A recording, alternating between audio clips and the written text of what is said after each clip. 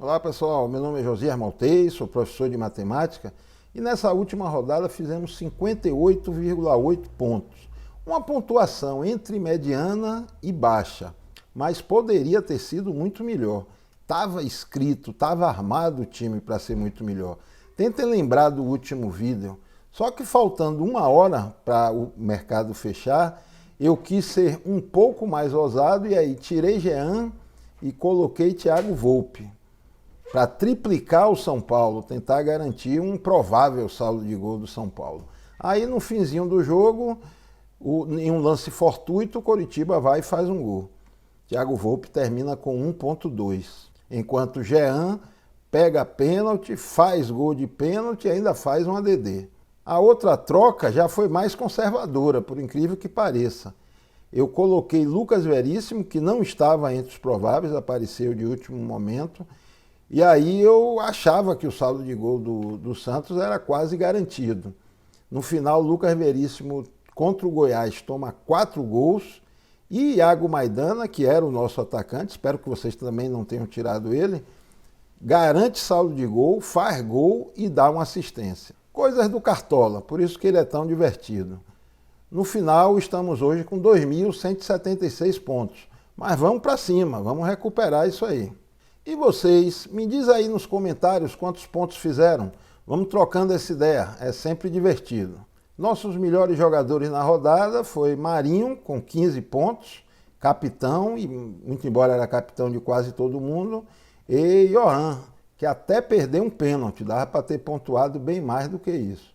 Michel Araújo, que era uma aposta certeira no jogo, o jogo foi totalmente favorável para ele, sequer foi relacionado para o banco, não sei o que houve, não quis nem ver o noticiário. Negativadas não aconteceram, mas a ausência de Jean e de Iago Maidana, como estava previsto, fez uma falta tremenda em nosso time. A gente passava dos 100 pontos. Hora de vender todo mundo e partir para uma nova escalação. Dando uma olhadinha na tabela de jogos, dá para citar como favoritos maiores. Eu vou citar aqui o Vasco, mas não creio que ele seja tão favorito assim. O futebol do Vasco está no ascendente, tem melhorado, mas ele jogou de forma muito reativa contra o Atlético. No meio de semana garantiu um empate contra o Palmeiras. Mas sempre é um time que está começando agora a dar uma deslanchada. Enfrenta dentro de casa, em São Januário, um Bahia que está pendengando pra caramba. Joga amanhã contra o Corinthians. Então deve ter um time cansado no domingo contra o Vasco. Isso aí aumenta o favoritismo do Vasco. Outro jogo que a gente pode citar como favorito é Grêmio contra Coritiba. O Grêmio deve atacar bastante. Atlético contra o Fortaleza. O Atlético é um time que parte muito para cima. Agora o Fortaleza tem uma defesa muito sólida quando se propõe a jogar defensivamente. E temos aqui Fluminense contra o Goiás. O Goiás ainda está passando longe de me convencer nesse campeonato. Flamengo e Sport, um leve favoritismo para o Flamengo. O Sport cresce muito quando joga na Ilha do Retiro. Então, na dúvida, a gente escolhe jogadores desses times que são favoritos. E vamos usar o favoritismo para definir quem vai ser o nosso técnico. As melhores opções que nós temos aqui, as 3 melhores, eu considero que é Jorge Sampaoli, Luxemburgo em casa contra o Bahia, um Bahia cansado, e Marcão, que enfrenta também dentro de casa o Goiás. Mas creio que o favoritismo do Atlético seja mais acentuado. Então Jorge Sampaoli em nosso time.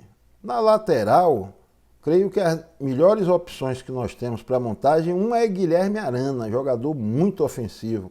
Não dá nem para considerar ele apenas como lateral. É um meia atacante quase. Outro é Reinaldo, que atua muito bem fora de casa e o São Paulo joga contra um Atlético Goianiense que não fica só se fechando o tempo todo, também propõe o jogo.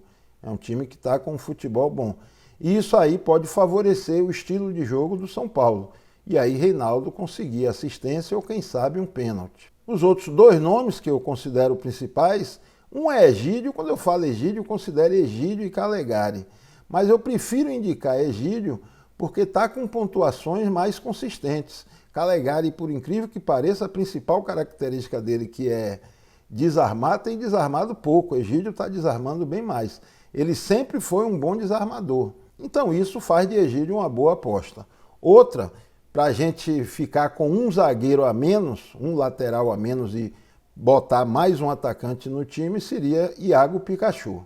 Eu vou fechar nosso time com Arana, com uma ponta de dúvida grande. Eu vou fechar com Arana e Reinaldo. Acho que as outras duas opções são muito boas. Mas qualquer alteração, tomara que dessa vez, para mim, tomara para mim, né? Vocês sabem o que cada um vai fazer. Tomara que quando eu fizer a alteração, se fizer, seja para melhor, nunca para pior. Mas qualquer uma que eu faça, eu deixo fixo aqui no topo dos comentários e lá no Instagram, pelo menos meia hora antes do mercado fechar. Vamos para a zaga. Aqui eu posso citar os nomes de... Um é Leandro Castan. Leandro Castan, ele tem uma excelente impulsão para o jogo aéreo ali, para os escanteios. E o Bahia é um time que sofre muito gol de cabeça. O sistema defensivo do Bahia é o principal calcanhar de Aquiles do time. Isso torna o Leandro Castan uma ótima opção. Outro é Victor Cuesta. Tem melhorado pra caramba. Não é mais aquele Cuesta do início do campeonato. Olha as pontuações dele. Tem positivado até sem um saldo de gol. Cuesta é uma ótima opção. O problema é que enfrenta um time com ataque muito veloz, muito eficiente, talvez o melhor time do segundo turno. Uma pena que eles tenham feito um primeiro turno tão ruim, porque se não fosse isso, estariam disputando a vaga na Libertadores, quem sabe até o título. O time do Bragantino está muito bom. Outro zagueiro que a gente pode citar é Júnior Alonso, que enfrenta o Fortaleza, fazer uma dobra ali do Galo é uma opção interessante. E finalmente, eu vou indicar para vocês aqui esse rapaz, Nino. Nino, ele pontuava bem antes da contusão, ficou um tempo de fora, jogou uma partida, fez pouquinho ponto, zerou praticamente, mas tem roubado muita bola, já voltou a pontuar bem.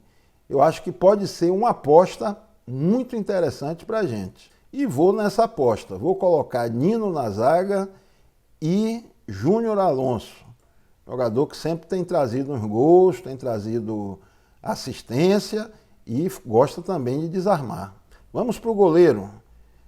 Nossos 3 goleiros, que a gente pode indicar aqui, eu escolhi Thiago Volpi do São Paulo, enfrenta um Atlético Goianiense, pode ser um jogo interessantíssimo para Volpi, que de alguma forma vai ser exigido. Então, se ele mantiver o saldo de gol, tende a ter uma pontuação bem interessante. Os outros 2 nomes, um seria o Wilson. Eu já defini que o meu goleiro vai ser o Wilson e não quero colocar nenhum atacante ou meia do Grêmio. Não vou fazer isso. Por que o Wilson? Porque o Grêmio chuta bastante em gol, o Grêmio tem que ganhar. O Coritiba, se quer sonhar com a permanência na primeira divisão, também tem que ganhar.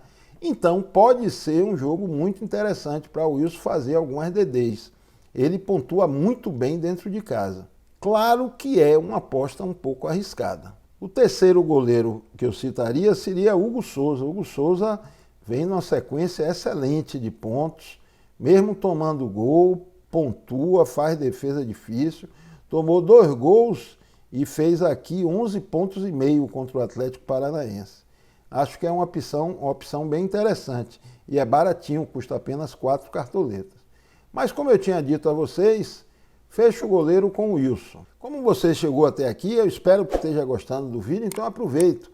Peço a vocês que se inscrevam, que dessa forma a gente pode levar esses conteúdos cada vez a mais pessoas. Na meiuca, os nossos nomes principais, 3 já estão aqui no início. Arrascaeta, Yohan e Vina. Eu acho que dispensa qualquer comentário sobre eles 3. Potencial excelente. Vina bate pênalti, Arrascaeta todo jogo está ali próximo de fazer um gol ou de dar uma assistência.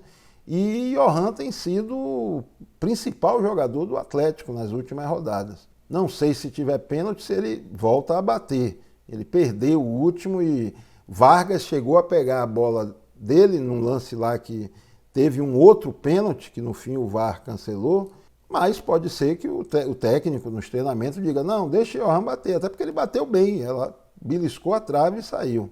Outros 3 nomes que nós temos, um é uma aposta arriscada, mas não é loucura. O Fluminense, olha o histórico de Nenê, ele tem uma média de 4,6, nunca joga a partida toda, que é um scout, uma característica negativa para a gente que aposta nele, mas enfrenta um Goiás que pode ter que se mandar totalmente para frente e aí ceder espaços. E ele ainda tem a bola parada.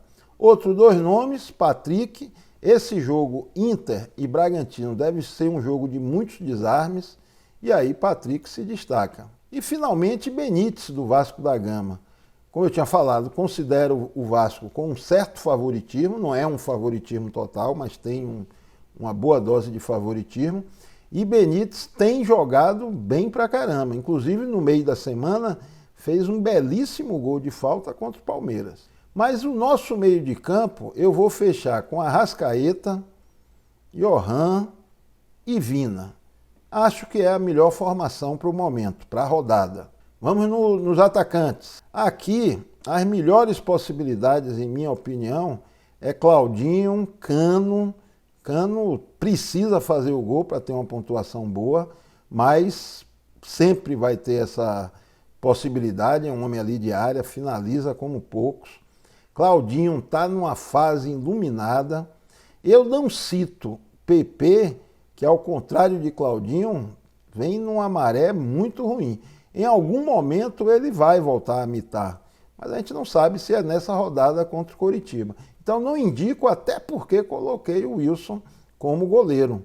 Mas vocês vão pesar os prós e os contras na balança. Os meus outros 4 atacantes que eu citaria seria Gabriel, do Flamengo, é outro parecido com Claudinho, mas pode ter um jogo aberto. O sistema defensivo do Sport é bom, mas o ataque do Flamengo também é bom, por menos que esteja produzindo atualmente. E ele, por ser o homem da bola parada, sempre tem uma possibilidade de um golzinho de pênalti. Saiu até reclamando no último jogo que o pessoal não está passando a bola para ele, mas pode ser que o Ceni diga, não pessoal, vamos lá, vamos buscar a nossa referência no ataque. Outros nomes que devem ser lembrados, um é o de Luciano, do São Paulo, está numa fase boa. Agora ele fez gol, mas terminou com 6,5.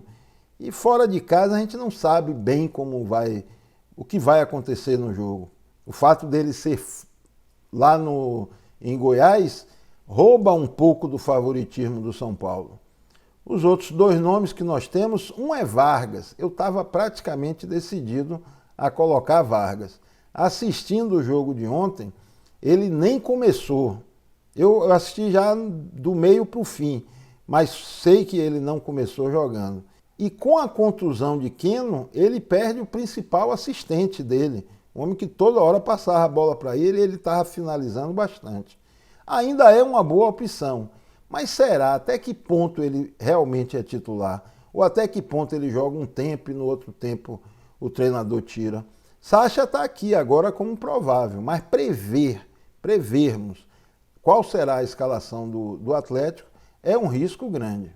E a 6ª opção, não podia ficar de fora, apesar do jogo ser difícil e o time do Bragantino está demonstrando uma defesa muito sólida, com exceção do goleiro que não tem passado confiança, a 6ª opção é Yuri Alberto. E pela fase, pelo momento que ele está vivendo, eu já vou confirmar aqui no time. As outras 2 escolhas, com uma ponta de dúvida muito grande, um é Cano. Eu não gosto muito de escalar o Cano, mas temos que aproveitar o jogo e o momento. Então vou colocar Cano e fechando o ataque, Gabriel.